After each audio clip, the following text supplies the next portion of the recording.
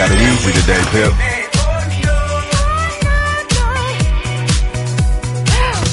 Welcome to the trade deadline special. I am Rachel Nichols, and for the next 2 hours, this is where you want to be hanging out. I mean, come on, we're all waiting for something earth-shaking to happen. You can wait alone, huddled in front of the cold light of your computer screen, or you can wait with us. 7-time All-Star Tracy McGrady, 6-time NBA champion Scottie Pippen is back with us, and Brian Windhorst, who has not put down his phone since, I don't know what, Tuesday? I'm not having fun. This is not going well for him. Chauncey Billups is going to be coming through in a little bit. Our insiders, Ramona Shelburne and Amin Al-Hassan, are going to be coming through. And guys, look, this is what we know. Boogie Cousins is sitting in New Orleans. So now all bets are off. When a general manager says a player is absolutely, positively not on your life available, apparently what that means is, why, yes, I would be open to trading him for a bag of potato chips. And I don't mean to make too lightly of all of this. Literally thousands of hours have been invested in this trade season. Scouts, analytics experts, front office executives, agents, all pushing and pulling at each other, trying to come up with that once-in-a-lifetime deal that turns mere men into basketball gods and a stash of draft picks into a drawer of championship rings. Sometimes you end up hitting the mother lode. Sometimes you end up with Isaiah Thomas emoji eyes. By the end of this show, we will know for sure. But either way, it's going to be a lot of fun. So, guys, as we begin here, I do want to hit some of the notable trades that have already gone down over the last 24 hours. Take a look here. The Mavericks acquiring Nerlens Noel this morning from the 76ers. The Hawks acquiring Ersan Ilyasova. You'd think he's been traded so many times in the last 2 years. 5 times in 3 years. I could say his name in my sleep. Wizards acquire Bojan Bogdanovic from the Nets. And really, these are the names that, they make little blips, Brian, right, on the trade market. People like you and me huddle over our phones, angsting over these. Right. These are not the names that guys like Scotty and T-Mac care about. That's true. There's no Scotty or T-Mac in those trades. Well, Scotty and T-Mac were never going to get traded ever from any team they were on. But tell me what you are looking at, the big question marks and storylines. Okay, as the most recently we have, the Pacers have been making calls to other teams to clear salary, to clear roster space. Okay, that's a huge red light, right? Which has people thinking that they're trying to gear up, because if you're going to trade Paul George out, you're going to have to bring back 2 or 3 players in the way. Now, teams that are like competing with potentially Boston in the playoffs are like, hey, we're not helping you do this. We're going to not be involved in that. However, it's not just the Celtics bidding. There are other teams out there that have put in offers for Paul George. The Denver Nuggets are a team that desperately want a star player. They have been very aggressive in trade talks. On that one. That's interesting. Denver yesterday was in talks with the Hawks over Wilson Chandler, decided not to do that deal. Denver has been in separate talks with Boston about maybe moving Danilo Gallinari. So something's going to happen here, but Denver is really into this. Go ahead. Is Paul George's name coming up because the Pacers are afraid that he won't resign? I think there's a decision point heading towards Paul George. There's a crux point coming here. He's got 1 year left on his contract, and that means that this summer is going to be everything. And if he doesn't extend this summer, they're going to have this crisis this summer, or they're going to have this crisis next year. So this is the first time we're going to do it. Whether or not Paul gets traded today, even if he doesn't get traded, we're going to hear again about this in June and possibly in July. Scotty, how valuable would you say Paul George is? How tooth and nail should these teams be Well, I think he's for? definitely one of the top 5 players in the game, and I think he's definitely a game changer. Any team that he goes to, they will instantly be a contender. But what it seems like now is they're trying to bring him into a team that's already contending just to make them even more better, because you have to step up to match what Cleveland has been doing the last few years with LeBron. Hold on, Pip. Paul George is top 5 in today's game? Oh, yeah. Right now. He's top 5. You can't say that because he's in Indiana. Wow. Because Indiana is not a good team. But Paul George is definitely top 5 player. Who are you?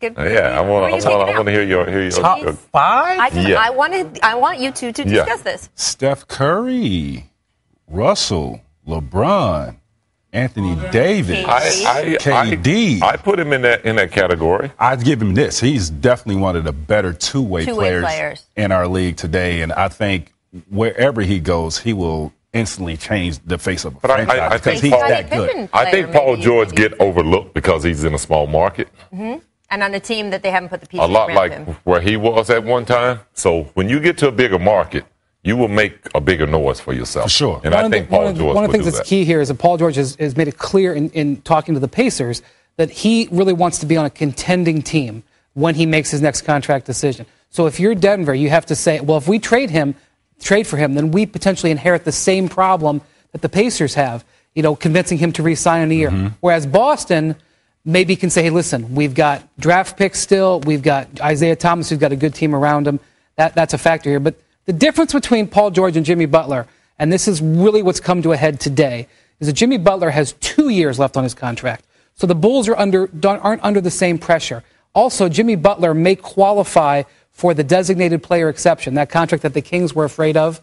That could be an asset to the Bulls. That's called the boatload of money exception, which means that this is in the new CBA. I just want to clarify for people who don't follow this. I need to be Jimmy's best friend. I feel bad talking about it because these are two guys next to me that would have been $200 million players had they been here today. In today's game. It means that if a player reaches certain really superstar benchmarks, the team that he was drafted to or the team that owns him can try to keep him by giving him that boatload of money. And the thing about Paul George, and this is where it comes into what you're talking about, Scotty, not playing on a team that is winning enough and has enough pieces around him.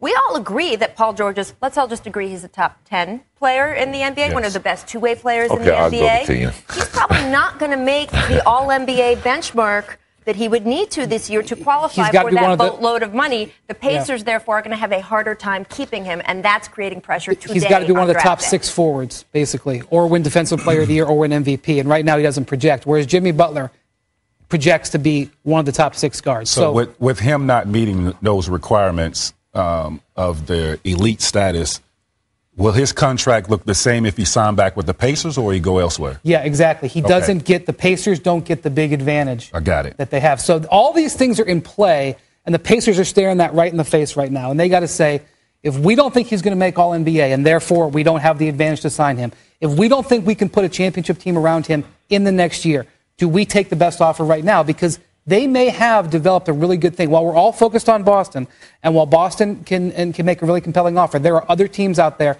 You can have a bidding war that happens in the next hour. I just have to point out that every time Brian's phone flashes, it's like I can feel him at the desk, just the jolt that goes through him. We will transmit that to you for sure. I do want to talk about the Celtics side of this because they are certainly the most talked about and probably most ardent suitor, right, of Paul George. They have been looking for that piece to compete with the Cavaliers that will complete what they feel is their team that could put them in the finals instead.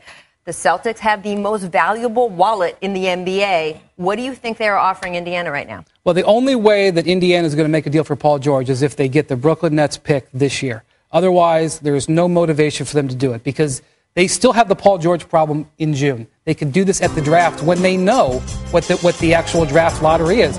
Right now, they don't know it. So the Celtics obviously have the ability, but you know what? The Celtics have been reluctant to use these things. You know, they were talking to the 76ers off and on for months about Nerlens Noel.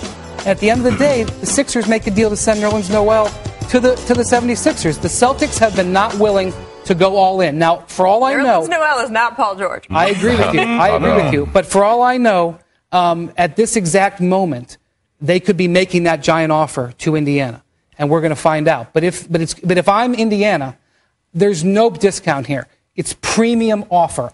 If you don't offer that Nets pick, the conversation is not complete. So it's the next pick along with is it Crowder? Who else do you think that's the thing. You know, because Paul George makes a lot of money, they've got other players. So typically in this situation, what you would want is a great draft pick, which the Celtics have. You would want a prospect player. Maybe it's Jaylen Brown. Maybe it's one of their other young players, Terry Rozier.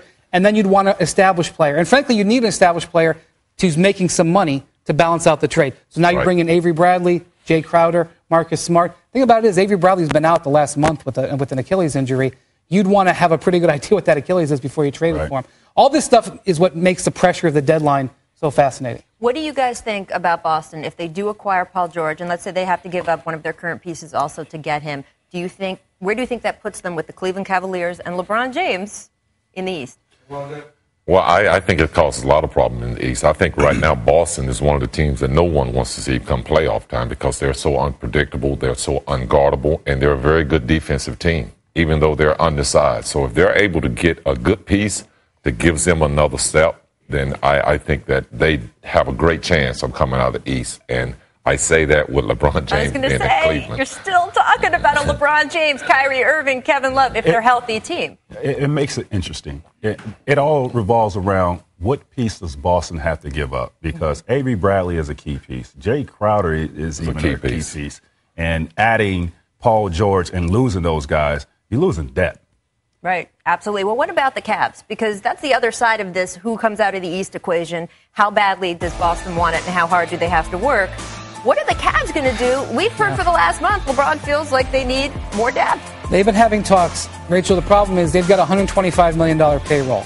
And anything they add to the payroll costs almost $4 per dollar. So you trade for $1 million player, cost you $5 million. Dan Gilbert just tweeted about some enormous building that he's building in Detroit. Maybe he takes a couple floors off of that and gives it to the Cleveland Cavaliers. Something important did happen for the Cavs today. Andrew Bogut was in the trade to Philadelphia for Nerlens Noel. And if Andrew Bogut stays in Philadelphia, if he's still a Sixer in an hour here when this deal's done, he is going to want to buy out. And that would put him on the open market. Now, it wouldn't just be the Cavs. The Boston Celtics would be really interested. The Golden State Warriors would love to have him back, but rules prohibit them bringing him back because they traded him. So I think the Cavs are really more interested in the buyout market, and boy, would they love to get their hands on Andrew Bogut. And my guess is Bogut would love to see the Warriors in the finals, even if he plays a very small role. I'm sure the Cavaliers would love a little inside information from Andrew Bogut. That's always the fun little underlying thing going on there. We also have the Detroit situation. The Pistons reportedly shopping Andre Drummond. Fifth-year big man averaged a double-double for the past 4 years. But this is an interesting one, Brian. What's the discussion there, and how likely is Stan to part with him? Okay, so at the bottom line, the Pistons have a money problem. They are paying Andre Drummond a huge amount of money. They are paying Reggie Jackson a huge amount of money. And they're going to have to play Kentavious Caldwell-Pope a big amount of money this summer. And the problem is they're not very good. So they've been trying to get off one of those contracts. First they tried Reggie Jackson. And guys, Reggie Jackson has very little to no value in the league right now, mostly because of his contract. Also because he's clashed with teammates at his last two stops. So Detroit has moved on and offered Drummond around across the league. Andre Drummond, all-star last season, 5-year max contract last summer, has been offered in trade deals, and so is Kentavious Caldwell-Pope, who's headed for a huge contract this summer. What Detroit does in this next hour has been the topic of conversation with so many executives that I've talked to over the last 48 hours. For a team that has not been relevant in the top playoff part of the discussion, why is this such a big deal? Because nobody can believe these offers that are coming out of Detroit when they pick up the phone. They can't believe that Andre Drummond is available and Kentavious Caldwell-Pope is available. So I can't believe it. Now, Stan has tried to calm the waters. He was an all-star last year. Yeah. This guy's been playing well. I mean, he's a double-double guy. Cousins is playing in New Orleans for potato chips. I mean, come on. These contracts, man, are just they're outrageous. What do you think about the Pistons situation? I think it's a bad situation when you have two guys that nobody wants, and you're stuck with these guys. You give Reggie $80 million. You give Drummond $100 million. Nobody wants to take up these two guys because, to me, my opinion, they're not worth that money. So this is a smart move on the other GM's part to not take these guys. I got to say it's a bad move by Van Gundy. You know, he stepped into this role as coach, GM, and, you know, he put this team together. And it was just a bad mix at the end of the day. He got a lot of talented players, but the mix is just not there. Detroit is underachieving. Does this go back to, should the coach and the GM be the same person? It is tough. I mean, think about how much work everyone is doing in the front office for these last 3 weeks. Stan Van Gundy is also coaching. And I understand he has been in situations in past teams where he felt like he was sinkholed by his executives, so he wanted the power. And look, we've seen that work in other teams. But you played, Scotty, on a team where the general manager was not beloved. I'm going to say that. But he did his job in a way that let Phil Jackson do his job. He did a great job. You know, he brought in the right pieces, and the mix was there. And when the pieces came in that didn't fit, they had to go. But for the most part, Jerry Krause did a great job. Yeah, it'll be interesting to see how someone who's got two jobs is navigating. Brian has many jobs. He's going to go Can I just slip something in real quick? Oh, yeah, go ahead. Watch out for the Thunder and Bulls. The Bulls are maybe going to make a deal, maybe, but with the Thunder, not involving Jimmy Butler. See, when we go to break and he looks up from his phone and says something, you guys should pay attention. A lot more to come on the Jump Trade Deadline special. We have you covered through the deadline, after the deadline, until 4 p.m., people. And coming up next, we will talk about the Lakers. They might not be done dealing. Stay tuned.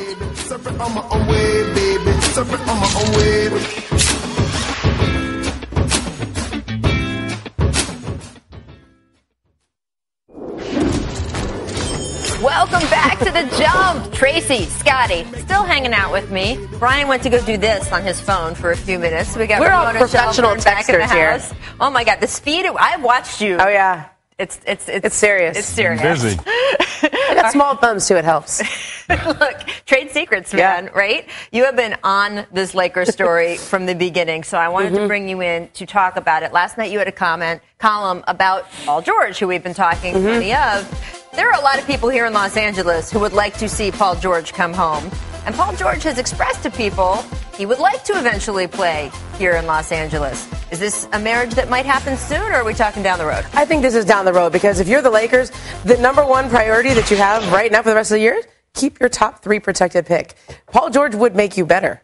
Which doesn't, like, they don't have that. Right. And you need that pick. Also, if you're going to take it, don't trade for a superstar. Now, I know you got to get the superstar. Like, one superstar begets more superstars. And Paul George is the kind of guy that people like to play with because he plays defense, right? Would you agree with that? For sure. So I think the Lakers, in a sense, they know they're in the driver's seat with him if he gets to free agency.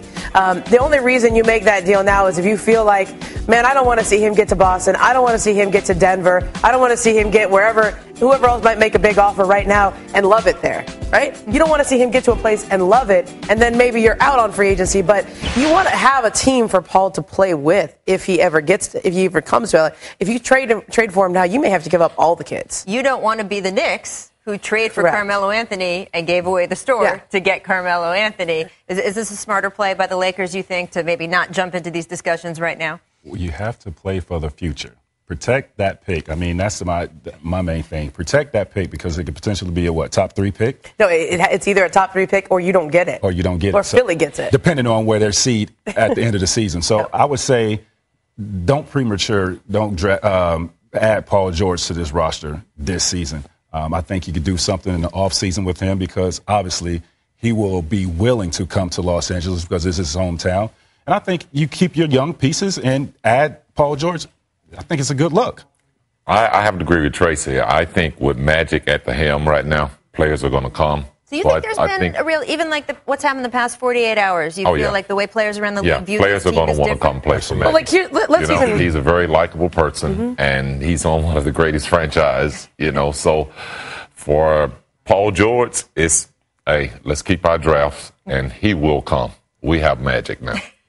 Would it make that big of a difference to you? Because I think it's not just Magic Johnson, right? That perception that they cleaned house and said, we are going in a different direction. We knew something was wrong here with this side of the business. We are going to make changes. If you're a guy in the free agent market, how differently are you looking at the Lakers overall? I'm looking very hard right now because I got one of my favorite players who played in this game, who knows about winning, who wants to win, and he's at the helm now.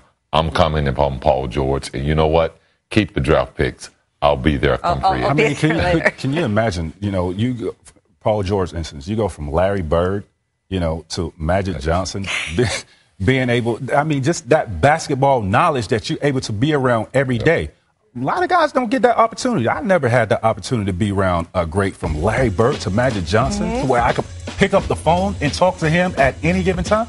That means a lot to a player. I love, by the way, just on the side note, just even imagining some of these trade calls. So even if it wasn't serious, the idea of Magic calling Larry to negotiate a trade. Or again, when you talk about Danny Ainge, we know one of the great trades of his career was pulled off with his buddy, Kevin McHale, that he is currently talking to his ex-teammate, Larry Bird. Yeah. And some people will cry collusion, and some people will say, oh, that's awesome. But to me, all that sparked was the idea that in 20 years, the ex-teammates like Klay Thompson, Steph Curry, and Draymond Green, can you imagine them as like 3 GMs around the league trading players and changing the course of NBA history? Or LeBron, Chris Paul, Carmelo, I just like that they'll be like negotiating. Someone brought up that they could be negotiating for like Chris Paul, just little Chris Jr., Ronnie. Sending KG to Boston, Danny Ainge. Something like that. Right? Well, Rachel, when I heard this described, I normally don't write a story if it's just a call that really went nowhere, right? Because teams do that all the time. Like, you call and say, hey, you interested? But the idea that it was Magic on the phone with Larry, and this is how the call was described to me. A third team called the Lakers and said, hey, we have this idea for a 3-team deal involving Paul George. The Lakers went down the road with it, and they said, we don't actually need the third team. Why don't we just call the Pacers direct? So Magic Johnson picks up the phone and says, I'm just going to call Larry direct. And he says, "Are you interested in moving Paul George at all?" Is something. I mean, that is what having Magic at the helm partly can do, because that call is always going to get taken. I do want to ask the two of you guys, though, about an article that was on The Undefeated yesterday. Some black executives around the league speaking to our Mark Spears, saying that they were a little bit frustrated with the speed of this GM search at the Lakers, that Rob Pelinka has been in the pipeline maybe at the Lakers for a couple weeks, but really within 24 hours of Magic coming on board, it was made known that he would probably be the choice to be the GM. And Magic has been known as a guy who has been so great at putting businesses in predominantly black neighborhoods, of supporting black entrepreneurs. And these these executives were quoted in the story saying, hey, we wish that he had given a little bit more of at least a chance to some of us. What do you think of that, Scotty? I think it's wrong. I think it's wrong to really try to use the race card on Magic. He's been fair. He's a winner. He wants to win, and I think he had a plan coming into this job. So there's no reason for other people or outsiders to think that, he's making the wrong decision or he didn't make it a fair decision. I think he made the fair decision. He made the right decision. And when it all comes down to it, winning or losing, it's going to all reflect back to him. So his decision is the right one. I kind of understand black execs really having that feeling, because it's not a lot in our game, and having somebody like Magic Johnson, who is a black man, given that power to be able to interview other black execs that want this opportunity to be a general manager for a team or a president for a team, and just not given that opportunity because their opportunities are limited. So I can understand that it's wrong to play the race card, just because Magic is a black man that you doesn't obligate him. Right. It doesn't obligate him. So maybe he had a plan way before. Well, here's the thing. I do think the NBA needs a Rooney Rule just like they have in football. I think that it's not always about who gets hired. It's about who gets interviews. Right. And anytime you can sit in front of an owner, that is really beneficial for your career. You get a seat at the table. You get a chance. It's great experience. I think this is the wrong moment to have to criticize Magic here. Like, you just promoted an African American to the most powerful job in one of the premier organizations, not just in the NBA, but in sports. Correct. And so, I think this is the wrong spot to have this fight or have this conversation, but I do think that there should be a Rooney Rule in the NBA, not just for general managers, but for coaches, because I think it's so important for them to get interviews.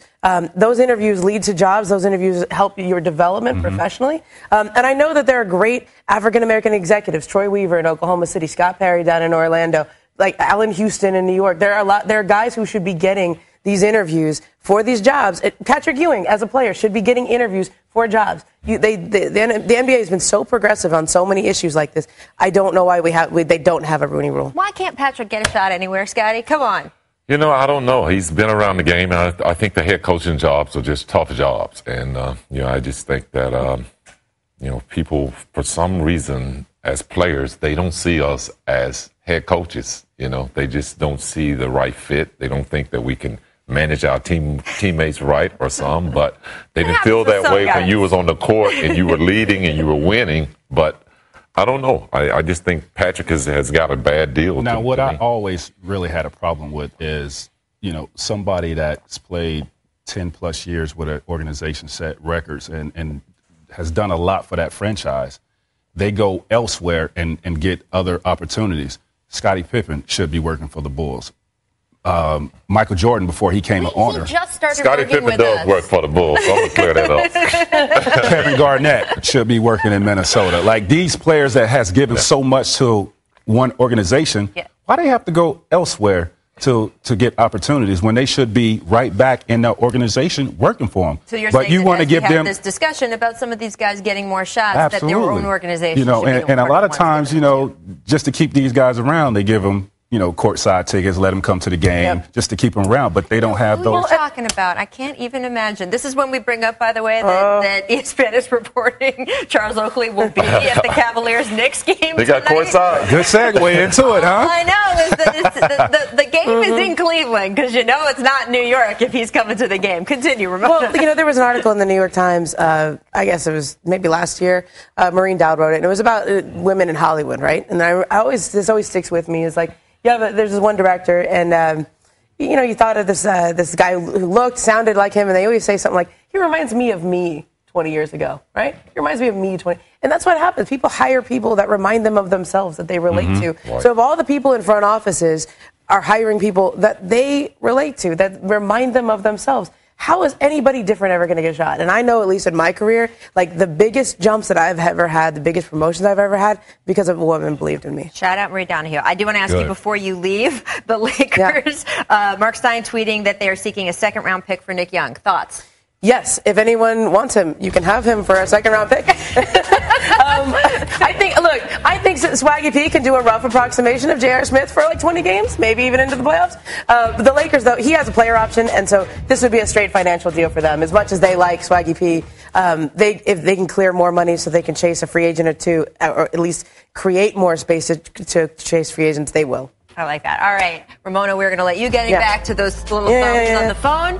Thank you for being with us. We will be back right after this break. We are going to welcome in Amin Al-Hassan and Chauncey Billups and a lot more talk as the trade deadline draws near. Stick with us.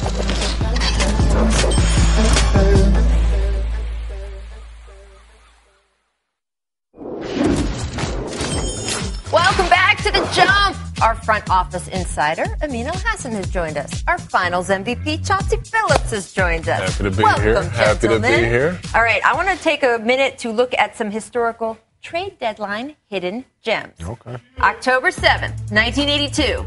The Pistons traded 7-footer Steve Hayes out of Idaho State University for a second-round pick in the 86th draft, and that pick became Hall of Famer Dennis Rodman. Wow. Good trade? Wow. Yeah, I think Hayes really did some good work. No, I mean, look, this is why there's no such thing as just a second-round pick or just this. Because if you're doing your due diligence and your homework, there are gems all throughout the draft. Next up, on September 29th, 1986, the Supersonics, we remember them, pour one out, traded Tim McCormick and Danny Vranich for Clemson Johnson and a first-round pick in the 89 draft, and that pick became the Rain Man. Sean Kemp. Yeah, I know this one. Boom. See, when we talk all day about these like smaller trades. Did you see that wasn't even a picture? That was like a video game rendering. I ain't taking no pictures at Trinity Valley. Oh, man. Right? Come on. I mean, look, how difficult is it for front offices to know when they should be hoarding these picks? I mean, everybody in Boston is waiting on Danny Ainge saying, finally, will you do something? Will you do something? We see the list. He's got all this stuff. But these picks could turn into these guys. How do you play it? You've been in these front offices. What do you do? Right. So there's different things happening, right? First of all, when you talk about the Celtics and that Nets pick, it's the idea of why do we want to hold on to it? This is a great draft. There's a lot of high-level talent towards the top. This could be a franchise-level player. But at the same time, you have to temper that with, we're really good right now. We have a chance to go to the finals, and anytime you get to the finals, you got a chance to win it. So do you trade in something that could be great for you 5 years from now in exchange for greatness right now? That's the question that they've got to weigh. When you talk about other deals where people putting protections on picks, basically what you're doing is you're betting. You're betting that my future is going to be so great, I won't mind losing this pick. The other guy on the other end, he's betting that your life is going to be terrible, and I'm betting that terrible, terrible future is going to benefit me. Think about the Nets and the Celtics trade of Kevin Garnett a few years ago. That was Danny Ainge saying, sure, I'll give you my older players right now, because no matter how good you think you are right now, by the time you start sending me these picks, you're going to be terrible, and I know it. And Danny Ainge is a beneficiary of that, of a great bet right there. All right. I want to ask about one of Chauncey's old teams, which really actually could be anybody. Anyway, man, that's a lot of old teams. About 30 of them. But, I mean, you're sitting next to a guy. I mean, both of you guys. Denver, though, according to ESPN's Mark Stein and Chris Haynes, we heard a little bit from Brian at the top of the show. Denver made, quote, a monster offer to Indiana for Paul George. League sources telling these guys that the talks have gained no traction.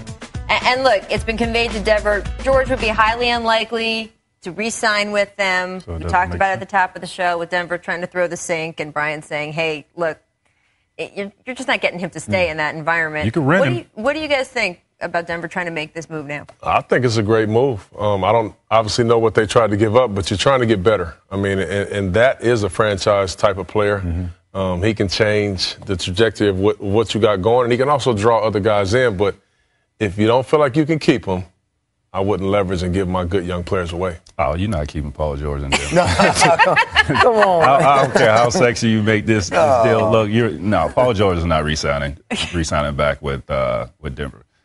That's it. It's just that cut dry. Let me save you some time, Denver. And ESPN? No. We also have, of course, multiple reports. Andrew Bogut and Justin Anderson, conditional first-round pick, going to Dallas and Philadelphia for Nerlens Noel. Talked about this a little bit at the top of the show, too, but I do want to show you this video. Embiid saying goodbye to Nerlens. These guys played 8 minutes together. Oh, man. 8. But it was a glorious official minutes together. It was a glorious 8 minutes. Yeah, That's but it's not about the minutes. I mean, you with this guy every day. Every day. I love Joel Embiid. Look at him there. Like, I'm going to miss you from that one game we played together, man. That one quarter. We really had something. There's going to be a lot. All right. You guys have been up at this table talking about Carmelo Anthony for what feels like, ages. 7, 8 years now at Too this long. point, the last month. It doesn't seem like he's going anywhere. I mean, look, not only would New York have to put a deal together, they didn't have to get him to waive his no-trade clause. Then he'd have to approve the deal, blah, blah, blah. I mean, it's just not going to happen. So what do you think of after all this, after all Phil has done to him, staying in New York and playing the rest of this season out? For Melo, it's going to suck, you know. I don't think it does. I'm sorry. I think it sucks for Melo. Y'all get that? I really do, because you got to keep dealing with all of this. I mean, obviously it won't be any trade talk. It will be some, but it'll be geared more towards this offseason. Mm-hmm. But, I mean, you really want to stay in that? You wouldn't really want to stay in that, Mac? I don't know, because his relationship with Dolan probably is something that we don't know about. The endless opportunities off the court that Melo is getting in New York. I think he wants. So you want to stay there and get your head beat in every game?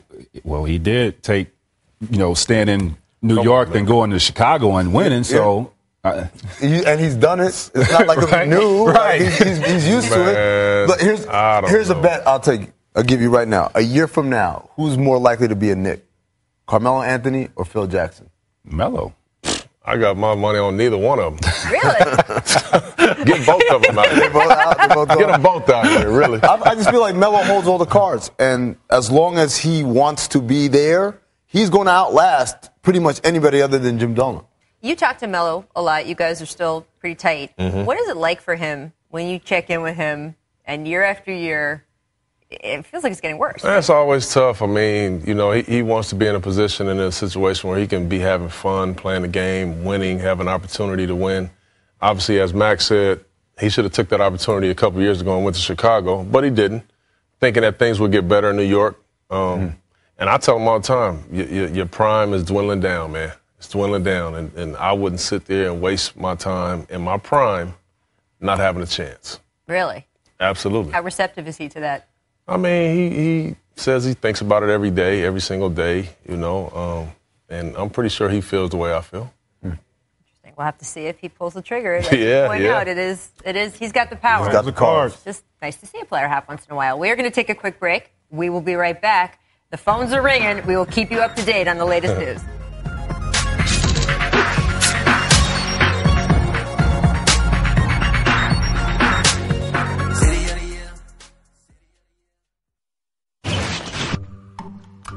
So let's play a little game called Something, Nothing, or Everything. Isaiah Thomas tweeted out little emoji eyes. He tweeted out a watch, an hourglass last night. Now he's got a watch. Something? Nothing? Nothing. This is what I tell my 6-year-old all the time. Make a joke, it's funny. Keep making the same joke, it gets real corny. Now, if y'all knew a trade was going down, would you drop it before the team released it or no? Oh, no. Heck no. No, I wouldn't do that. Well, I wouldn't do that. Man, they don't make them like they used to. That's all I got to say. All right, something, nothing, or everything. Let's talk about Derrick Rose and the Timberwolves. T-Wolves reportedly reached out, Tom Thibodeau trying to get those old players back. There's been some Tony Snell rumors, but he really wants to get rid of that Ricky Rubio contract. Something, nothing, or everything. What do you think? I think it's everything. Yeah. I think Derrick Rose has been a big piece to Coach Thibodeau's success, but Coach Thibodeau has always been as well been successful for Derrick Rose. So I think it's a great marriage if they're able to come back together. What do you think? I think it's something. He's better. D Rose is better than anything they have already on their roster. Gives him some, sense of, what he knows. Players, some very good ones. I think Derrick Rose is still a very good player, though. Yeah. I think he needs a little love. He can be back with his old guy again. They got some good young talent. I think it makes him better. It's something. I think it's something, but for the opposite reasons. I think this is a coach having fond memories of a player that played really well for him. I think it's a player having fond memories of a coach who he had a great success under. But Derrick Rose ain't the same as he was when he was playing for Coach Thibodeau. He's a lesser player from that MVP. And if I'm the Minnesota Timberwolves, Chris Dunn is the future. If I'm getting rid of Ricky Rubio, it's because I want to see Chris Dunn have a bigger role, not so that Derrick Rose can come in and play 30 minutes instead. But Rose's contract is expiring. Sure. You're basically so just getting for a half a year. months. So then why? Well, I think they want to get rid of Rubio's contract, correct? Yeah. I think you do better. You could do better, I think. All right, we'll see. All right, let's focus on Jahlil Okafor now. Sixers have been trying to deal him everywhere, right? To everyone. They've seen their trade partners disappear as there's a glut of centers around the league. But now they're supposedly in conversations with the Bulls. Amin, something, nothing, everything. It is his hometown team. Nathan. Nothing. Nothing. It's not because there's a glut of centers in the league. It's because he's not a very good center, right? He's got to look. I'm not going. He's got this very good post game, great around the rim. But outside of that, he's not a good defensive rebounder. He's not a good defender at all. He can't space the floor. He's not that good of a passer. He's such a specialist that it's like, okay, that's a nice piece to have as a luxury. But I'm not giving up anything for him if I'm another team. And that's why the only team that's kind of interested is a team that's got its own set of issues in Chicago. I think it's nothing, and I hope they don't do it to Chicago. And here's why. I went to Denver, my hometown, in my second year in the league. Very young, very immature, still kind of hanging out with my fellas in the streets. That's probably the position that he's in right now. I don't want to see him go home and have distractions. Interesting. From the basketball floor, because we know he's had a couple issues already. So I want to see him get in a stable environment. And I disagree. I think this kid can be a very good center in this league. Got a ways to go right now, but I think he got some huge potential. Something, nothing. I'm going to say it's everything. I think everything is everything. I say it's everything just for Jahlil Okafor's standpoint. I think he's at a point where now he's at a crossroad with his career. Philly, right? I think this is an opportunity for him to get back into the game. I see this kid really falling out of the league, sort of falling around that Eddie Curry sort of mode. So I think it's an opportunity for him. I think the Bulls are giving him a great shot. And I think coming home can be good for him. I think the home cooking may work out for him because it hasn't worked away from home in Philly. All right. Now we'll stick with the Bulls. Taj Gibson, Dougie McBucket's there. McDermott, whatever. Reportedly on the block with OKC showing interest. Something, nothing, or everything. All right. I was going to say something, but now I feel like I'm too conservative. Let me go everything. This is a great deal for Oklahoma City. Some of the things that we've heard going back, guys like Robertson, guys like Cameron Payne, no offense to those guys, but Todd Gibson is a very good basketball player right now. And Doug McDermott, for all of his issues, he's a shooter, and they are the worst shooting team in the NBA as far as from the perimeter. So this would really make them get a lot better, a lot sooner. Give Russell Westbrook some help. I think it's something. I really do. I think it's a very good trade for that team. They need the shooting in McDermott, and they need a guy that can get it done on the block. Can I break this? Because it looks like it's official as now. well. But go ahead. Thunder trade Cameron Payne, Anthony Morrow, Joffrey Laverne to Bulls. If you're going to read off your phone, read loudly. I told you it was everything. Doug McDermott, and give credit. According to the NBA app. And then a 2016 second-round pick. So I believe the Vertical reported it first. And someone can tell me in my ear the OKC trade because I'm paying attention to this show. I wasn't. I'm messaging. No, but so they are at Taj Gibson and McDermott are on their way to Oklahoma City. Yep. What do you think?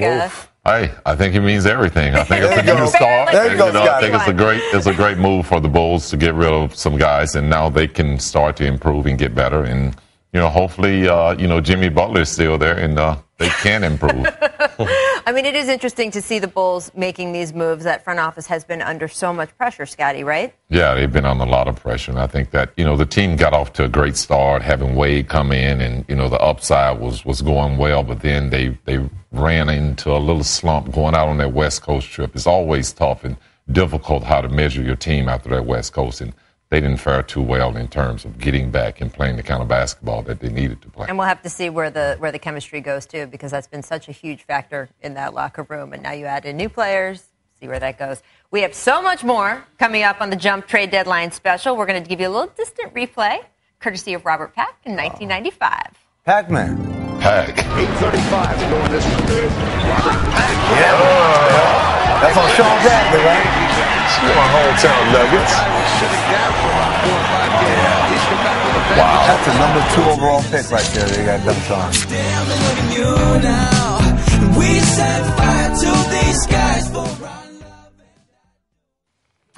We got the jump, trade, deadline, special, and the clock is ticking, people. Paul George still, of course, the biggest name on the board. We will keep you posted if anything breaks with that, although as every minute ticks by, Ramona, right? Ramona Shelburne back with us. Then obviously there's less of a likelihood that he's going to be on the move. Yeah, my understanding is always that most of these, like the trade call has to be scheduled before noon. Right? You have to send the fax right before noon. So it's 11:56 here in LA, which means that you probably agreed upon, like, this is about how quickly can you get things in right at the deadline. But I think this stuff is already... The market is moving. Although we do sometimes hear we find out later, 5 or 10 minutes later. I do want to hit with a couple quick smaller trades that have been reported. We just told you before the break about Oklahoma City sending Joffrey Laverne and Anthony Morrow. They're going to Chicago. McDermott and Gibson are coming across to Oklahoma City. We also have the vertical reporting that the Lakers are sending Huertas to the Rockets. Tyler Ennis. Yeah, I literally just checked with the Lakers and they said nothing late, but apparently something has happened. So, yeah. And there we go. And then, of course, the Denver Post was the first to report that the Bucks sending Roy Hibbert to Denver, heavily protected second-round pick. I don't know how much that moves the needle for you, Tracy. Look, let's talk about that Oklahoma City trade. Okay. That Oklahoma City trade, I think that's a great trade for Oklahoma City. It is. Yeah, I mean, Taj Gibson is the kind of guy that will really help them in the front court. He's tough. He's strong. He's a leader. He plays hard. Like getting Doug McDermott, who he was a top pick just a couple of years ago. Good outside shooter. I think he fits in well right there. And then Cameron Payne's the guy that you give up with. So I guess there's no more dancing with Russ. I know that is a little bit of. He's a nice point guard prospect, and I think Chicago obviously is trying to get younger. They're trying to get good young players that they can play with. Though, so. And Anthony Morrow, who was like really close with Kevin Durant at the time, but Anthony Morrow was a good shooter. But if you look at Morrow versus McDermott, similar skill, like they're both good shooters. Yeah, but younger. I'm not sure Payne is in that deal. I do know that Gibson was such a key locker room guy for Chicago, and really between the coaching staff and the players. What is it going to be like in Chicago to lose him? It's going to be tough. Todd was great on the court player, great in the community, a well-loved player, and obviously, he's been in a uniform for the Bulls longer than any standing player there, so he's definitely will be missed there. Hey, you still got D-Wade and Jimmy Butler and Rondo there. I'm not losing. Yeah, but I'm telling you, Taj Gibson is like heart and soul. Yeah, he is. He's heart and soul of that team. He's great. And Ramona, who of course has the fastest fingers in town, showing me Cameron Payne in the deal. Thank you for that. Brian Windhorst. Excellent. We have hit the trade deadline here, right? Or no? I guess we're still 2 minutes away. 1 minute away. Yeah, but there's always those buzzer deals that we find out about a little bit late. So it's not up yet. What's the biggest trade you guys are disappointed didn't happen? If this is in fact it. Paul George. You would have liked to have seen him? I would have liked to see Paul George in a Boston uniform and have them go and see if they can make a run at Cleveland this year. What about you? I think the Carmelo. You would like to see? I would have liked to see Where, him though? More happy. I would have loved to seen him go to a contender. He's one of the players that I enjoy watching play, but you never get to see him play in the postseason, so you really want to see what his postseason game is like. I think Carmelo is probably moved in the offseason. I think it's just hard to make a deal in the middle of the year like this. But I'm with you. I would have liked to see him get onto a contending team this year. Absolutely. And it's going to be interesting because now you've got the buyout market coming too. That's the next thing. I think I've got in my ear, they're doing like a New Year's Eve clock. They're my gosh. 14. I'm not kissing anybody. 12, 11, 10. I mean, look, it is going to be interesting here because the news will tumble out in the next day or two 10, 15 minutes. as we go. We have hit the trade deadline. We will be back after this break. We will break down everything that has happened in the last, 48 hours for you. Not a lot. We will break out what is happening to come. We'll also give you our trade grades. Stick with us.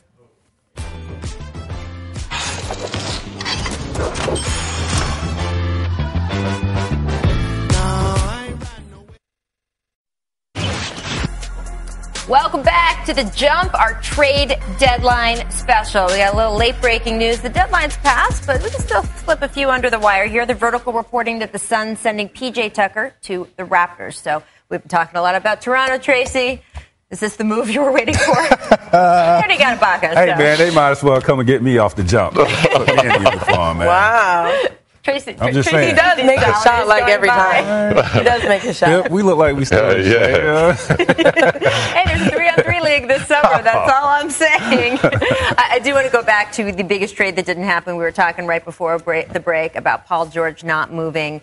Indiana obviously taking the gamble, right? I mean, because we know that they had offers. Look, but here's the thing: there are so many other times to trade Paul George if that's where they end up. Like, I don't actually think trade deadline is the best time because you don't know what picks are really in play here. What you have now are like door number 1, door number 2. But like the Boston, when we were talking about Boston and the Brooklyn picks that it has. That could be the number 1 pick. It could be the number 3 pick. Could be the number 5 pick. And those are very different things. And so you also don't know what Portland's going to do. Look at Portland with 3 first-round picks. Like, they're not going to do anything right now. But there's so many teams right now that I think on draft day sit back and watch. And here's the other side of this. Paul George probably not going to make an All-NBA team. Jimmy Butler might make an All-NBA team. Gordon Hayward probably not going to make an All-NBA team. Also because Anthony Davis is not going to be a forward. So Anthony Davis takes one of those forward spots. There's only 6 of those spots. If you're not on an All-NBA team, not eligible for the designated player extension. This comes back to the boatload of money discussion we had at the top of the show. We need just a boat on the set with the money, guys can't get the Supermax. Refer to it when we right. If those guys don't get the Supermax from their team, now your home court advantage, the home team advantage, is far less. They still have an advantage, just not like the Supermax contract. And so you see guys like Gordon Hayward, Paul George, Jimmy Butler. Now it gets a little more interesting in whether the leverage they have of leaving as a free agent in a year or two versus getting traded on draft day. Here's what's so interesting about Paul George. And look, it is not the boatload of money. But Tracy, you and I have been going back and forth about this since the new CBA came in, which was, I understand it's a boatload of money, but I would still want to win, and that would make a difference to me.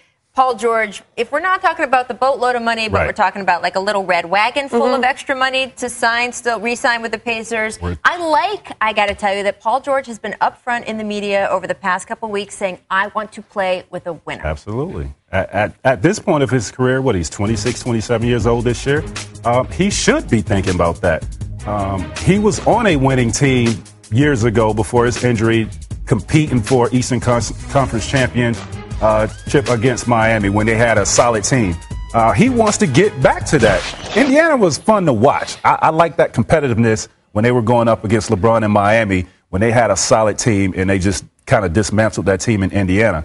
I would love to see Paul George back on that stage because he was really good at that time. And at this stage of his career, he should want to play for a team that will compete. Well, we've been arguing over whether these players should be going for the money or going to win. Well, he's not going to get the money. Well, he's not getting the boat. The boat. He's not getting the boat. He could still get the boat, but probably not getting the boat. Little red wagon, not as worthwhile to you. You would still go for playing for the winner. Scotty, how much can players in Paul George's position really push their teams? Because I think Paul has been watching LeBron push the buttons with the Cavaliers and the Miami Heat before that. And that has been part of this, too, of him saying, hey, I might leave, right? Because he's trying to put pressure on them. Yeah, he is. And, Paul George is one of those players who's very similar, like LeBron James, who can dominate the basketball game on both ends on the basketball court, but can also dominate from an offensive standpoint. So I think it's important that they make him happy if they want to keep him. And I think you do have to bring some more pieces. And Larry Bird, again, a lot like Magic Johnson, players want to play for him. And I think Paul George has proved that by the years that he's been there. This is my thing, though.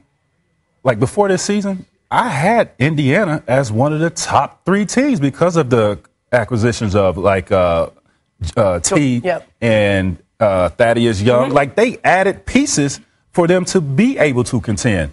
So I don't know what it is. I mean, I don't know what more you want because the guys that they added was pretty damn good.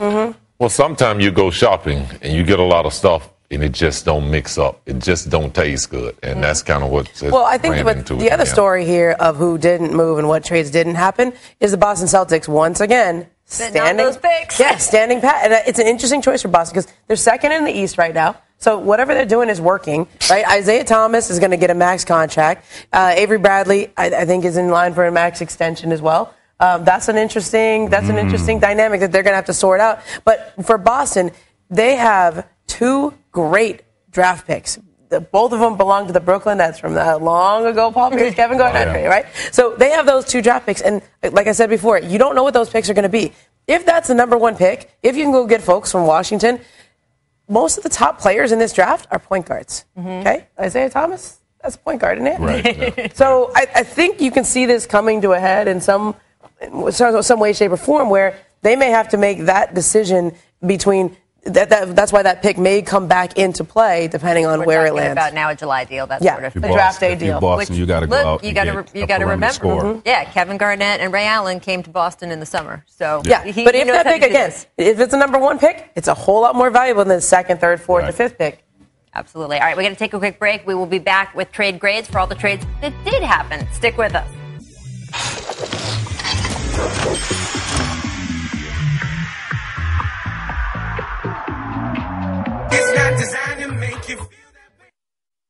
Whatever's Johnson. Welcome back to The Jump, our trade deadline special. The deadline's passed, but that doesn't mean that you've heard everything you want to know. You want trade grades. We will give you the trade grades. So let's start with some of the deals that have happened really in the last few days, I guess, we're going to talk about.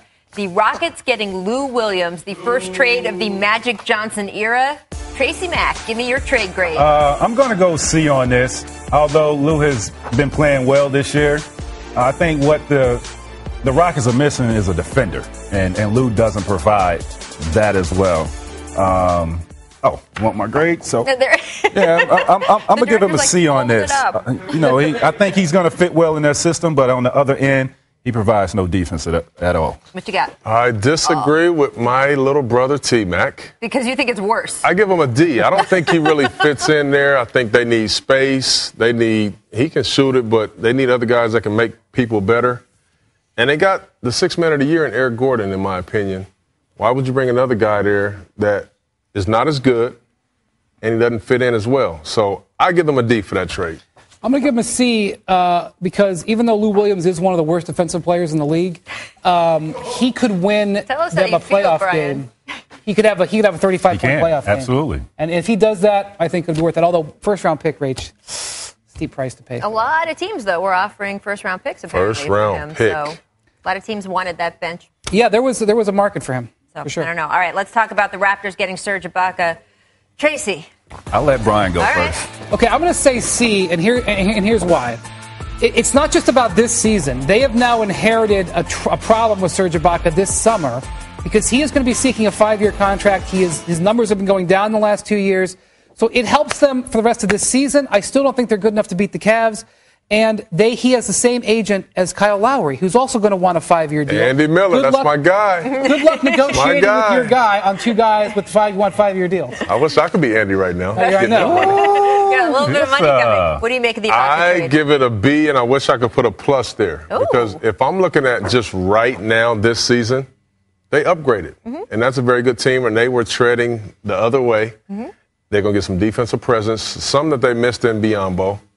They get a guy that can shoot it from really deep, open up the floor for those 2 really good guards, and just some experience. So for this season, I'm giving them a B+. All right. I'm going to go C. I'm looking at moving that needle to compete against Cleveland. Although Ibaka is a great upgrade from what they had before at that front court position, but I don't think it moves the needle. And I'm just going to give them a C on it. By the way, Cleveland is a big winner today. I was going to say, well, and Toronto, too, in the fact that Boston didn't make the move. No Boston move. And Washington didn't get Lou Williams. We're just talking about teams trying to upgrade their bench play. Butler didn't go to Boston. George didn't go to Boston. DeMarcus stayed in the West. Cavs did okay. Did okay with that. All right, let's talk about the next trade grade. Talking about DeMarcus, the Pelicans getting Boogie Cousins. I know you can go first on this one. Give it to me. I'm going A.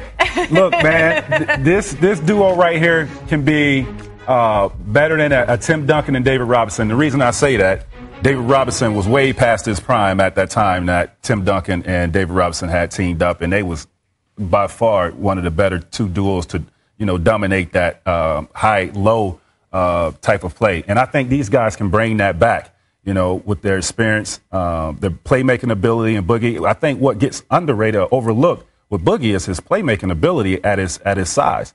So I think teaming up with with AD, top 5 guy in the league, I'm gonna give him an A. What about you, Chauncey? I give him an A as well. All right. I really do. I mean, they didn't give up very much, and they got one of the really the best players in the league to team up with another guy that I think is one of the best as well in that front court. I think they're going to be dangerous. I mean, 2 highly skilled guys can both dribble, pass, and shoot.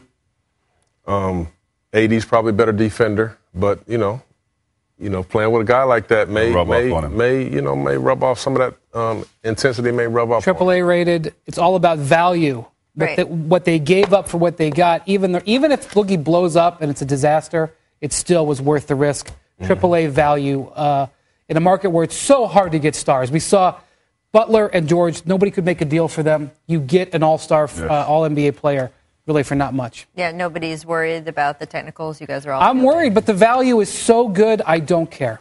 In a better environment, you know what? He may not feel he need to get some of those technicals. I mean, maybe the coach steps up. He may still get those texts. He'll get some, but the value. He'll get some, but the value is there's no arguing that. All right, so let's talk about the other side of that trade. Apparently, according to reports from our own Baxter Holmes, Vivek Ranadive feels that Buddy Hield has Steph Curry potential. I'm just going to say that again, just in case you thought your TV was broken.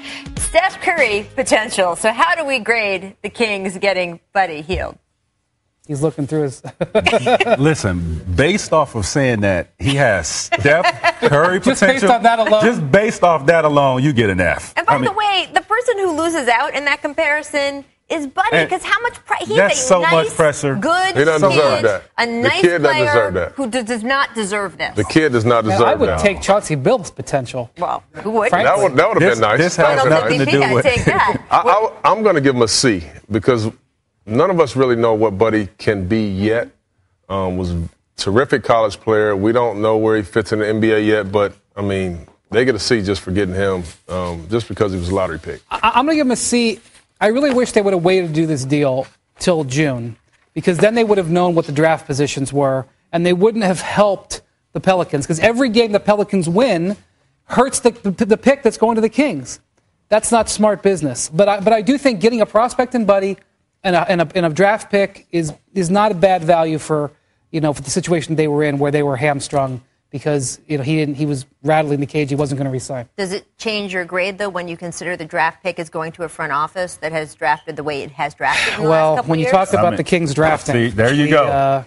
But we weren't talking about the Kings drafting, Rachel. Talk about the Kings, period. We give them an F. Well, let's talk about the late deal near the deadline. The Thunder getting Taj Gibson and Doug McDermott. What do you guys think of that? Chauncey, you're going to go first this time. I love it. I love it. I mean, some help for Russell Westbrook. You got a shooter in McDermott, McBuckets, and Taj, who can go get you a double-double every single night. Plays extremely hard. I love what they did. I'm going to go with a B. It's an upgrade from what they have, and I think what Taj brings, toughness, mental toughness. McDermott, not so quite sure of what he's going to bring. I don't know if he's that shooter that we all think he is. But for what they had and gave up, I'm going to give him a B. I talked to Oklahoma City right after this deal happened, and they said, boy, what a great deal for the Bulls. Because of that alone, I think that's BS. I think they love it. I think I'm going to give it a B. But the big thing on this deal will be Cam Payne. If Cameron Payne becomes the kind of player that the Bulls are obviously very high on him. Sure. They believe he's just stuck behind Russell Westbrook and he can be very good. He is a huge key to this deal. We'll know in a year or so because Cam Payne pretty much now has been slid in there as the point guard of the future. Chicago Bulls. He's a really good dancer.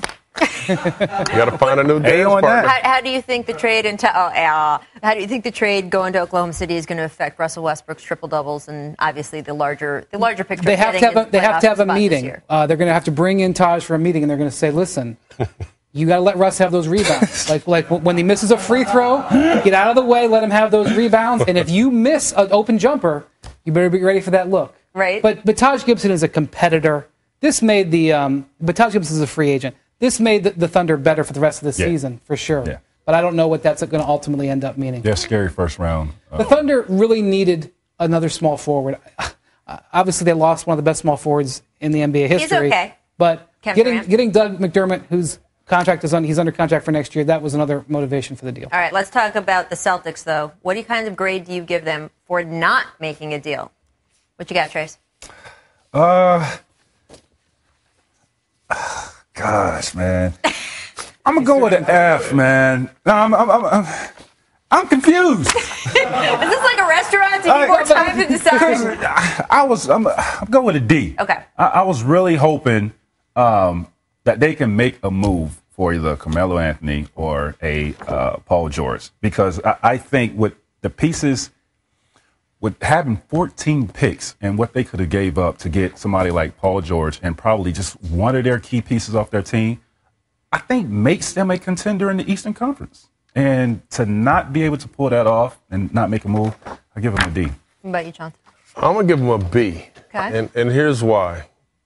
They talked about Jimmy Butler, Paul George, and these guys are very good players. You would have to give up some picks to make it happen.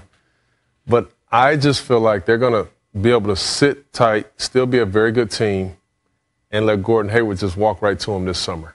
So you make a move for Jimmy Butler, maybe you don't get Gordon Hayward walking back with his old coach again. So I give him a B for being patient. 5-year deal for Gordon Hayward coming in Utah. They can't offer the same.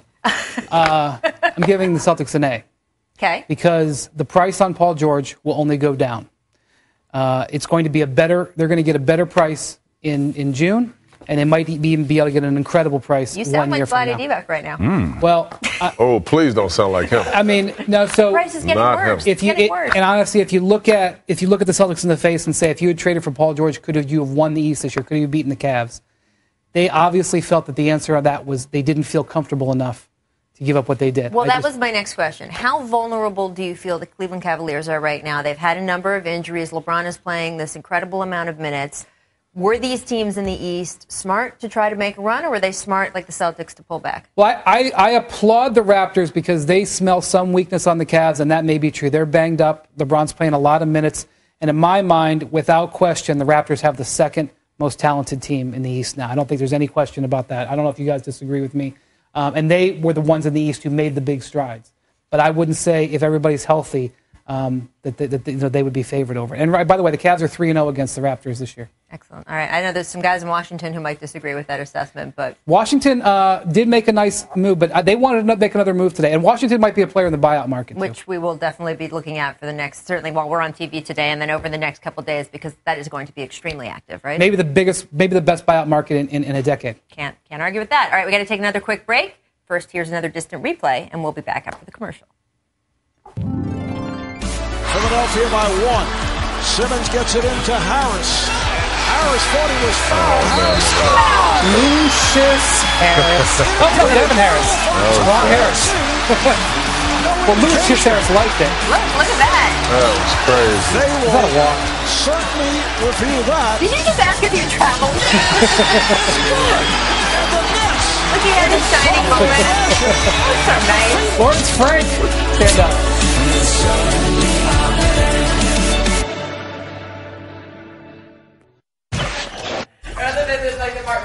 Welcome back to The Jump, our trade deadline special. A little late-breaking news from our own Mark Stein saying that at the deadline, league sources say, according to Mark, New York prepared to trade Derrick Rose for Ricky Rubio straight up. The Wolves said no. Smart for the Timberwolves? No, it's not smart. not if you want to make Chris Dunn your primary point guard for the future. This was the opportunity because Derrick Rose is going to be a free agent after this year, and this was your opportunity to make that happen. Would you have done that deal, Johnson? No. Okay. No, I wouldn't. You're with the Timberwolves. I am. I mean, I hold fast right there and see what you can get going in the off season. You know, keep it steady right now. Yeah, I'm with Johnson. I think Rubio, even though he's got money left, it's a reasonable deal. I think you can revisit it around draft time or in June, July, and see if you can move it again. So the Tibbs reunited tour is not going to happen, at least for now. Applaud Tibbs for not falling for the... What, the banana tailpipe? Yeah, the banana tailpipe. There we go. All right. We do have to talk about some of the lesser-known players who end up being hidden gems. Oh, yeah. Ian, this is your segment. Will you give us the 2 examples you got left here? Okay, let's do it. Go ahead. All right, so Jonathan Brockman, the Brockness monster, got traded The Brockness. for a 2011 second-round pick and Darnell Jackson. And who did that turn into, Amin? The king of the fourth, I believe. Is that right? The king in the fourth. King in the fourth, whatever it's called. Shout out to my guy Zoe. You think I hate on Isaiah all the time? I don't. He's a great talent. He's a testament to player development. that where you're drafted doesn't mean anything as long as you keep working on your game and if you land in the right place. All right, take a look at this next one. This is from 2011, right? By the way, he's terrible defensively. I want to point that out. Yeah, you mention that every time he's on screen. Ooh, talk hater, about 2011. Oh, Dan Gadzarich and Brandon Wright, who, by the way, the Warriors once said was untouchable when we tried to trade for him, in exchange for Troy Murphy, the Fighting Joy of New Jersey, and a 2012 second-round pick. And we all know who that is. Everyone guard your groins. It's a natural movement, apparently. It's going right for it. Yeah, Draymond Green. It's funny. This was the best pick they had in the 2012 draft. They had 3 of them. One was Harrison Barnes, the 7th pick. One was Festus Ezeli, the 30th pick. And the best pick they had was a second rounder. I would say they spent that pick very, very, very, yes, very they did. extremely well, right? I like these hidden gems. We should have more of these. More hidden gems every day on the show instead of distant replay. I like those Vince Carter dunks. We Sanford. We trying to get Vince to come here. All right, keep the distant replays going. All right, there we go. All right, we are back, by the way, with Tracy McGrady, Chauncey Billups, and me and Al Hassan. And I want to talk a little bit about some of these other deals, like the hidden gems, where there were some traffics going back and forth. How do we feel about the Ersan Ilyasova trade, and also the fact that this guy has been traded twice this season? So 13 now. And then in the last 3 years, is it 6 times? I mean, I hope he doesn't have a family. Oh, wow. No, I'm saying that's tough, bro. To uproot your family like that in the middle of the season. Yeah. Twice? That is tough. Chauncey, what does that tell you if you're a player? What message are you getting? Well, here's what you have to believe. Nobody and you have wants to know. me. It takes 2 to tango. Well, maybe everybody wants you. So just to have somebody want you, especially at a time like that when you've been moved so many times, lets you know that you do have some value. Now, you don't know how long you're going to be there. I mean, it will take you. You need to rent everywhere you go. You ain't paying your rent. You definitely rent wherever you go. Short-term lease, month to month. Yeah. It's really what you want to look at. As a player, you ain't paying your rent. And I ain't talking about on a house or anything. Your game. Yeah. Let's move on to Darren Williams. D. Will was held out of practice yesterday. That led many to suspect he would be traded today, according to our own Tim McMahon. Darren Williams possibly receiving a buyout now from the Mavs, preparing to hand point guard reins to the rookie, Mr. 10-day contract, Yogi. What do you think of that? First of all, I'm really happy for Yogi Ferrell. This is a great success story. We talked about it doesn't matter where you get drafted. Right? Going from undrafted, 10-day, playing in the D-League, and now being handed the reins to a team that's trying to make the playoffs, by the way. It's not like they're tanking either. For Darren, I think a buyout's going to help because then he gets to choose where he goes to, and I know he's very fond of Utah. Man. Cleveland? I think Utah might be the place. I think he might go to Utah. He's very fond of Utah. I understand that, but I think what LeBron is lacking is a backup point guard, and I think for him to have an opportunity to win a championship this stage of his career, Cleveland is a perfect opportunity. Here's what I can appreciate. I can appreciate Dallas, giving him an opportunity to go somewhere that he would like to go. Knowing he's an older player, you haven't won yet. Here you go, D. Will. You're back healthy. Good luck, man. Players do pay attention to that, right? When they're trying to decide if they think this is an organization they want to sign with. Absolutely. I mean, look, let's all admit it. There was a time years ago people were legitimately having the D. Will, Chris Paul conversation. Yes. And let's not act like it was crazy. Let's not act like it was crazy. It was legitimate. I had to face this kid twice in the playoffs. He put me out. He's a bad boy. I mean, look, injuries, obviously, but is that the only explanation for how we got here? I think he was in a perfect system, in Jerry Sloan's system. He was in a perfect system. But he put the work in now. He was balling. It was like he said, that argument was legit. And now it was legit. Possibly getting bought out of Dallas. We'll see. All right, moving on to a name we haven't heard around the NBA. Well, it's been a while, right? Larry Sanders. Cleveland.com reporting the Cavaliers brought Sanders in for an interview yesterday. Didn't exactly work him out with the team. They just sort of poked and prodded him in a physical. Tracy, the Cavs, do you think a big would help him here? I think, if he's in great shape, I think he can add depth to their team. Especially with Kevin Love. With Kevin Love being injured, he provides, defensive presence out there, athleticism at the front court position. Just adding depth to their team because Kevin Love is injured. Why not take a look at him? I mean, this is a guy who was young when he left the game. Obviously had his issues, but if he's ready and motivated to play again, he can add a presence to a team if healthy and if in shape. This is the kind of low-risk, high-reward type move, kind of like what the Warriors did with JaVale McGee. We all laughed. JaVale McGee was a laughingstock, a guy who had his issues. But now, in that environment with those guys, he's very productive. Yes. This is the same thing. Larry Sanders had his issues, but we know he's got the talent, he's got the athleticism, and he could help that team. And if he can't, you cut him, you move on. Right. All right. We did mention Chris Paul, medically cleared to play after missing the last 5 weeks with a torn left thumb. Tracy, do you feel like this is that they're getting him back in time, that they can really make a run here? Well, their window is closing, and they need to have a healthy team to see what they can do this year, because it just hasn't been going their way for the last couple of years, especially the last year when they had their best chance at trying to win a championship. Getting him back right now, we'll see what happens. I mean, the one player on this roster that they can't play without, in my opinion, Chris Paul. So having him back is definitely is good.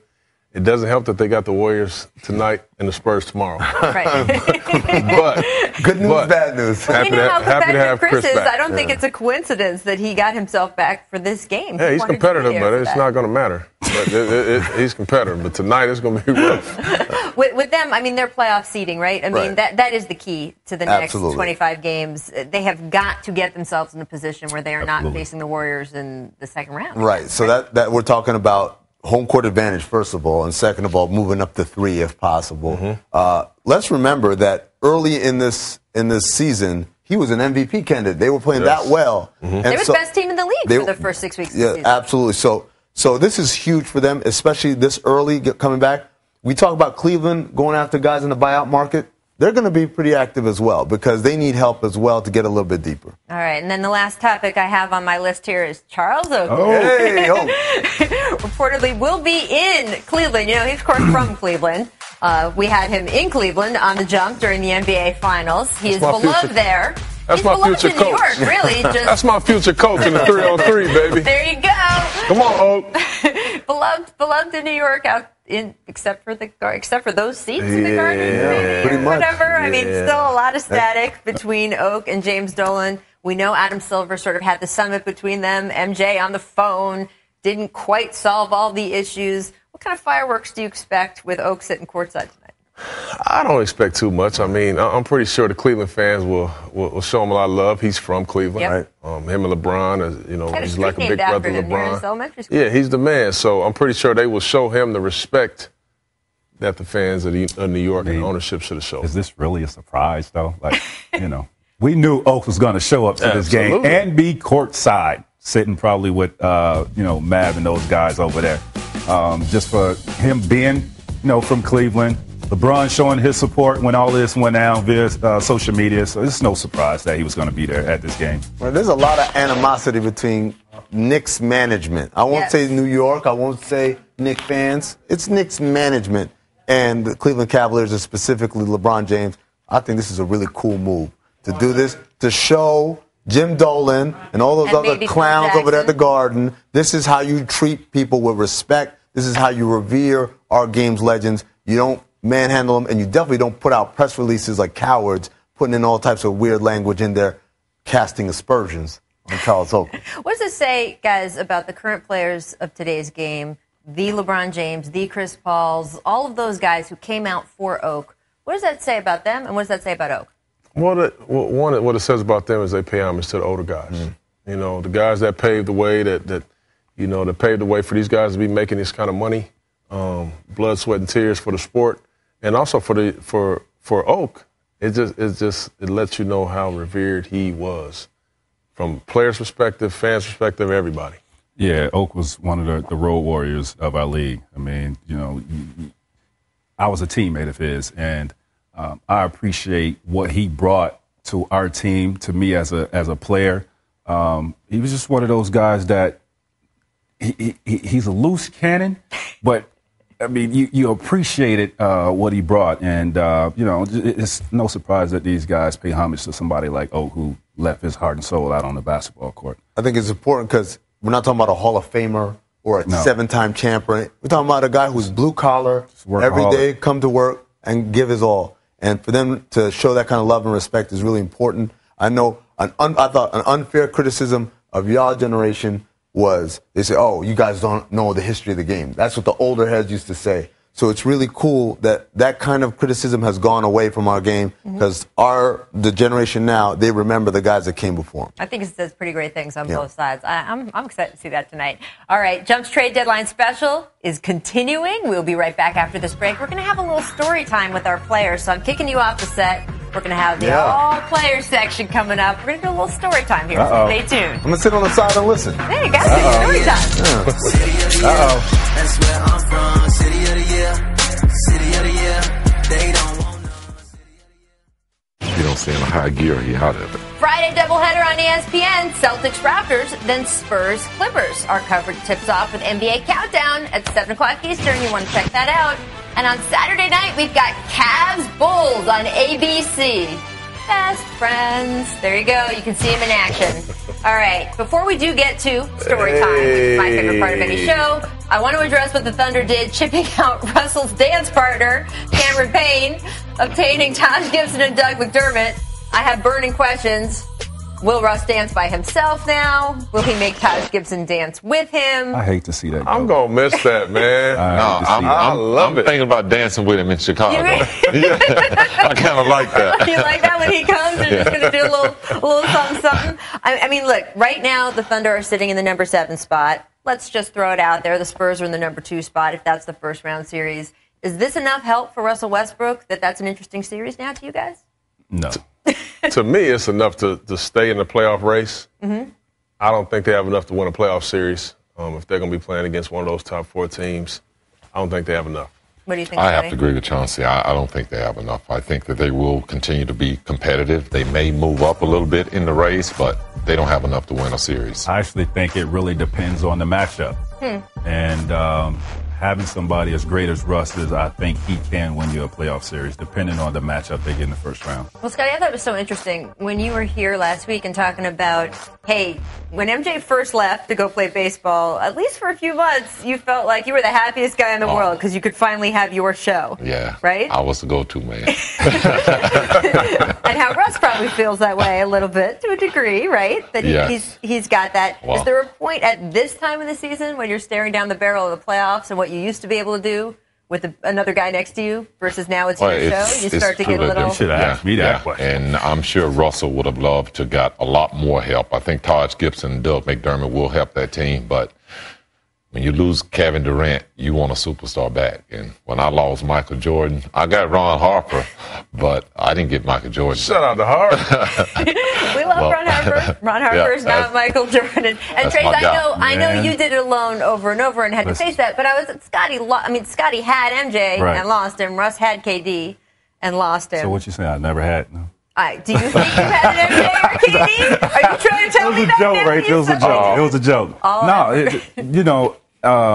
Russ is relishing this opportunity, but I think once, if they make a playoff seeding, he's going to really miss KD because it's going to be so much pressure on him. And by the time you get as hard as he plays every night, playoff intensity is totally different. And I think he will break down when it gets to 4 or 5 games. He's starting to get tired. And that's why I'm surprised, Mac, to hear you say it matters who they play in that first round, because I don't think it matters. I mean, they're going to be overmatched, first and foremost. And 2, if you just simply make him take 25, 30 shots a game, he can't beat any of those top teams. Well, I say it matters because a team like Houston is not going to beat you up defensively, right? Mm-hmm. So Russ has an opportunity he has an opportunity to rest.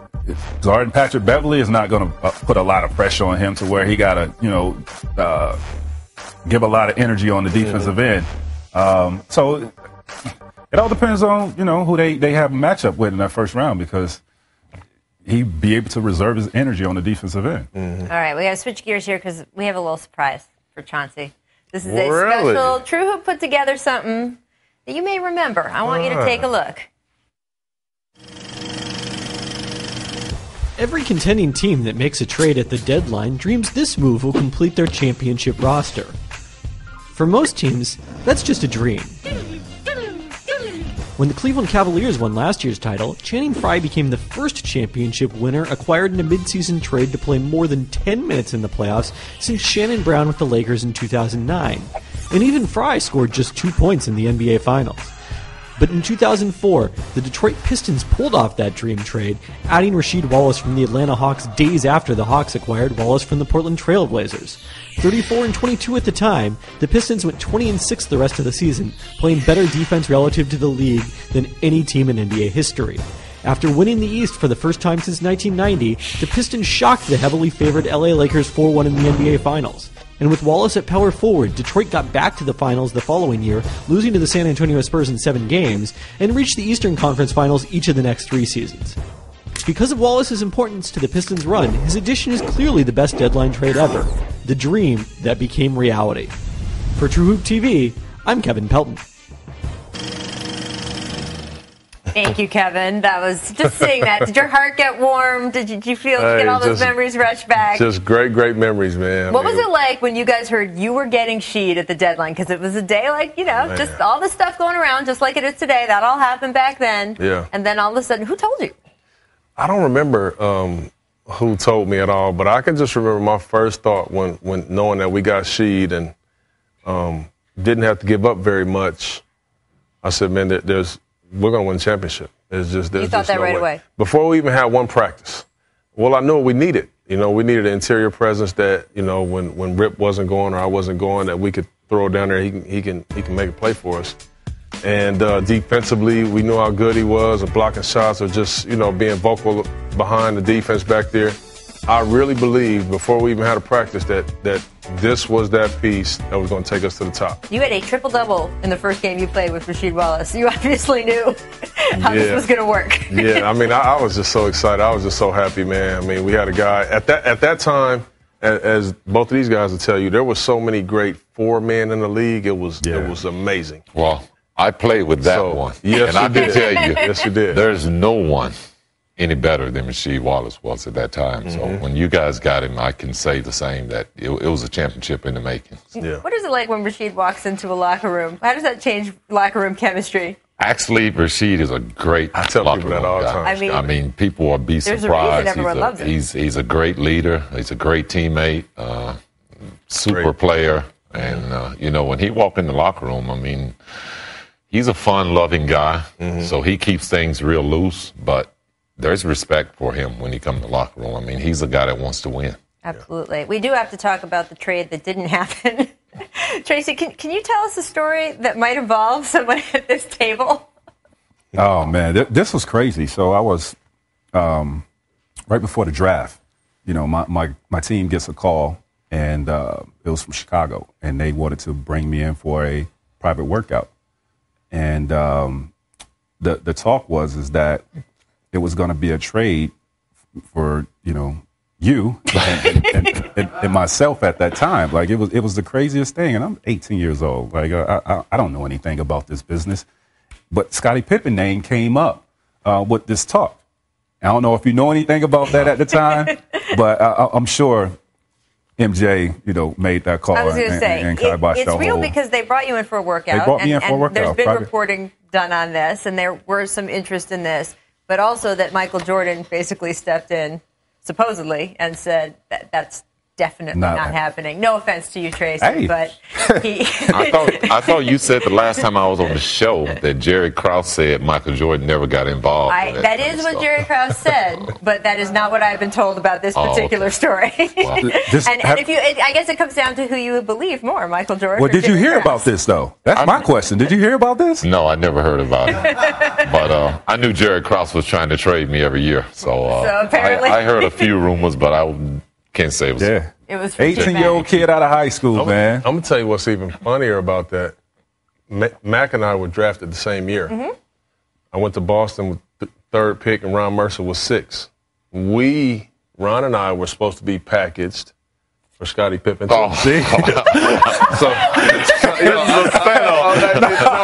Wow, I didn't know that. Yeah, before the draft and everything, like people was even saying if they drafted me, like, don't even put that hat on. You going to Chicago? Wow. Well, I'd like to say that nobody has ever tried to trade me Breaking for Scottie Pippen. news! So that's crazy. That's crazy. What does it feel like to know? You are one of the centerpieces of what many people feel is the best team of all time, and you had a GM who you say you knew was trying to deal you so often. Well, I mean, at that time when these guys came in the league, I was going into my free agency year, so it was going to be my last run with the Bulls. So it was probably a trade that should have been made because they would have got a younger player. Wow. And, you know, I left the following season, so it would have valued them to some degree, but we did win a championship that year, too. I was going to say, you did okay. It was a pretty historic championship Sorry, in and of itself. So. Sorry. Do you ever let yourself think what might have been? No.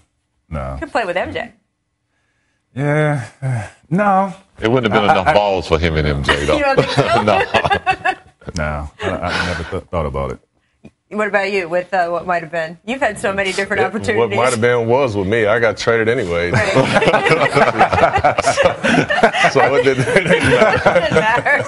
You had every configuration under the sun, and you made the most of it, Mr. Champion, Mr. Finals MVP. There we go. Scotty, you went to Central Arkansas, so most basketball fans, you would have been a hidden gem. We keep talking about hidden gems. GM certainly knew who you were. And Jerry Krause has talked about scouting you and sort of knowing that you were the guy he felt like he had to get. Yeah, well, I wasn't a secret, to tell you the truth. I went through a lot of pre-draft camps to get my stock up. But, Jerry did try to keep me on the low. He was. I heard him recently on Adrian Wojnarowski's podcast talking about how he was trying to keep other people from you. Yeah, I remember. That did not work. I remember going to the pre-draft camp. It was in Hawaii then, the Aloha Classic. And Jerry tried to take me out for the day and keep me out on the island. But it was all cool. But that didn't work. What do you think seeing that picture there? That was one of those situations where I already knew I was traded. Right. So that is a don't put the hat on situation, right? Yeah, it was don't put the hat on kind of situation. But I had to play it off. So OP. Yeah. Bro, what's that feeling like though? You coming out of college, you knowing that you about to go play with Mike. You know, I was pretty happy, but I couldn't show my emotions then because I was going to Seattle. So it was like, you know, sometimes the trades don't happen. Right. You're being told, I was a supersonic. That's crazy. You don't know what to do. It is strange, though, for all of you guys, right? Because, and Chauncey, you've been in this position the most. You're being told by your agents you might get dealt. You're being told this could happen. You've got your teammates in front of you. You've got your coaches in front of you.